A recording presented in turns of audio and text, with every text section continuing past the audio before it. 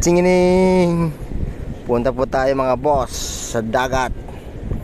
Manguhuli kami ng mga pilsitan pang ulam. Yung bangka namin maliit lang.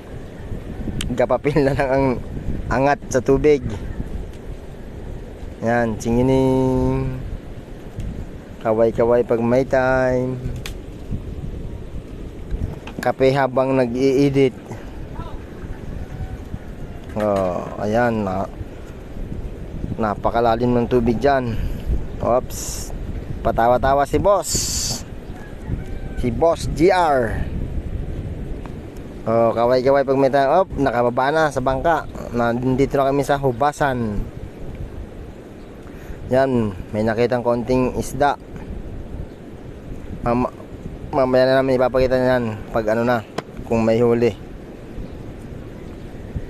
Kaunti lang kasi ang ano dyan, na ikutan na isda. Oops, ayan na, nag-aalaw na naman. Sige, tingining, palo-palo pag may time, para tumakbo yung isda sa may lambat. Ayan na, inangat na. Hindi namin pinakita yung pag-angat kasi malalim. Mababa sa yung cameraman. Kaya sa tabi lang. Ayan, tinatanggal na namin ng isda. Turos at saka pilsitan ang huli. Si Boss Roque pakati-kati ng ulo. Turos kasi malaki.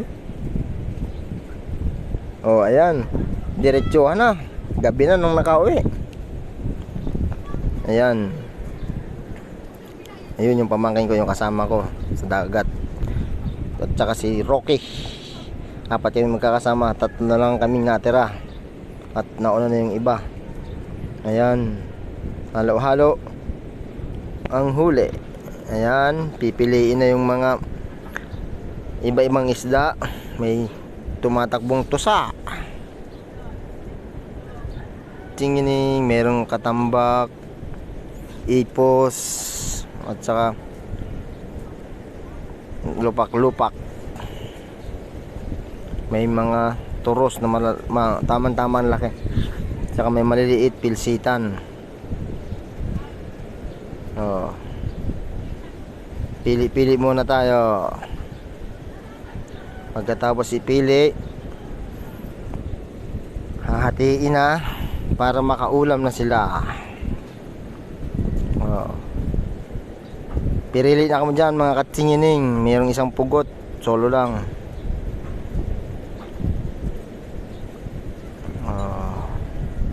Sa akin yung isa, sa kanya naman yung isa. Ayan na, kinukuha na ng pamangkin ko. Pipili ako ng konting turos o pilsitan na konti lang. Yung iba, ibibigay ko na lahat sa pamangkin ko. Pangbilad, halo-halo.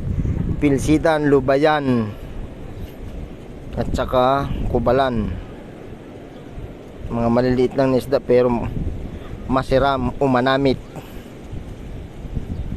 Ayan na. Tingining. Inalagay ko na sa cellophane. Hanggang dito na lang. Shout out mga ka-hunter.